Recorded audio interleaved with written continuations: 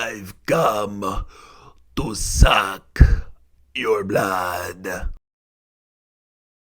I want to start off by saying that Robert Eggers is hands down one of the best horror directors of this generation. I don't care what anybody says. This guy puts out nothing but bangers. The Witch, The Northman, The Lighthouse, and now Nosferatu.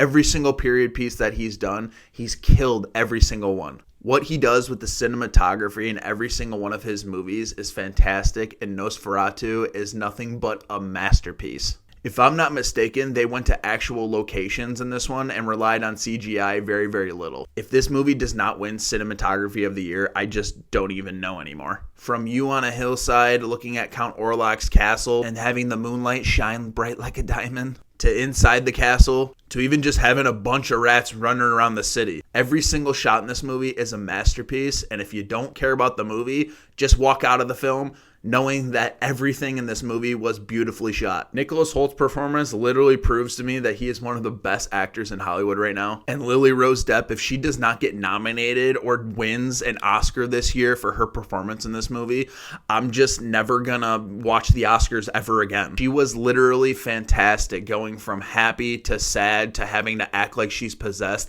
in the blink of an eye. It was insane. And I'm really happy for her that she's finally getting her, quote unquote breakout role from not being in her dad's shadow anymore, and showing that literally she is here to stay in Hollywood and that she is a very good actress. Just everyone in this film really did great. I really have no complaints whatsoever. But let's get to Bill Skarsgård as Nosferatu. This guy has to be one of the best horror actors of all time. I went and seen this movie with a couple of friends, and once he came on screen, I found myself asking, is that Bill Skarsgård? I tried everything in my power to try and find him in his prosthetics and his makeup, but I literally could not see him at all. I mean, when we seen It, I could see a little bit in his Pennywise performance, but this, they made him look so insane looking that you can't even see Bill Skarsgård whatsoever. Just the voice alone that he had in this film was fantastic. He was talking like this and breathing like this.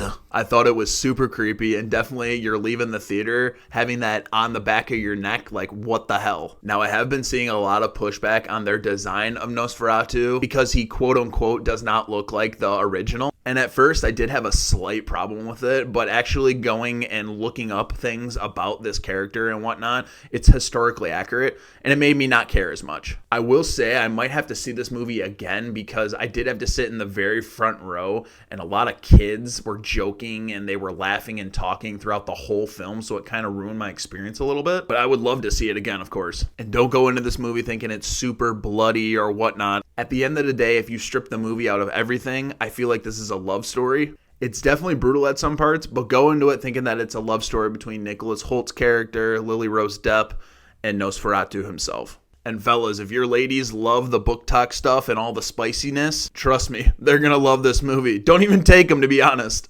This movie was great. It was well acted. Robert Eggers, one of the best directors in the horror genre and one of the best directors working today. The movie was visually stunning, and I would gladly see it again. We're giving Nosferatu a 9. Alright guys, have you seen Nosferatu, or are you going to see Nosferatu? Let me know in the comments, and let me know also, what is your favorite vampire of all time? We'll see you in the next one.